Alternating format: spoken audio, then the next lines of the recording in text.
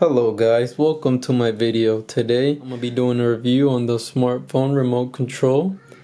I got it at Amazon for like $10. I'm gonna be trying it out on my iPad mini 4. So I'm gonna keep this video short and simple. So let's open it up. There you go. Let's try it on. Let's put it on the iPad. As you can see, nothing happens.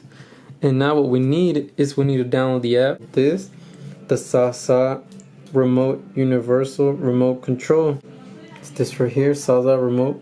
That one. Click download. I already downloaded it. Okay, as you can see right now, I'm gonna try on a Panasonic TV. So let's open it. Alright, so we're gonna open the app. The Sasa. Open it up.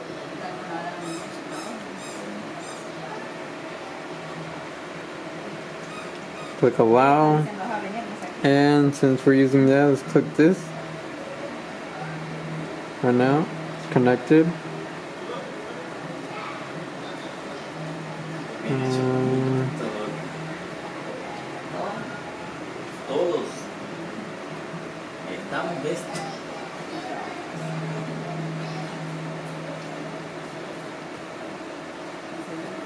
Didn't fall out the first time. Alright, start journey. Okay, so this is our, after we get out through all that crap, just go to add a remote control.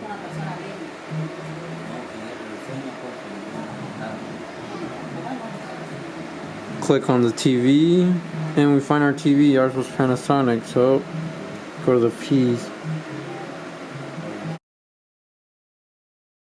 I'm gonna try out with the second one.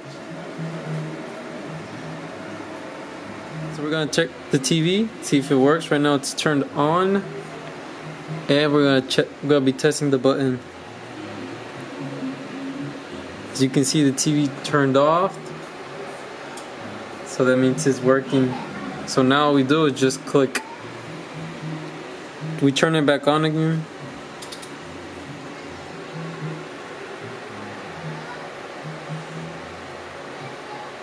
Alright, so we can see that it's working, and all we have to do is click on where it says useful.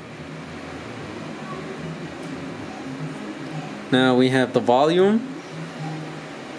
As you can see in the TV, the volume it's going up, so we just click useful, and we just do that to all the buttons until we have the remote. We have one, useful, the menu, useful. To change channel, just click useful on all of them, and now you have your remote right here, and now you're able to use your TV.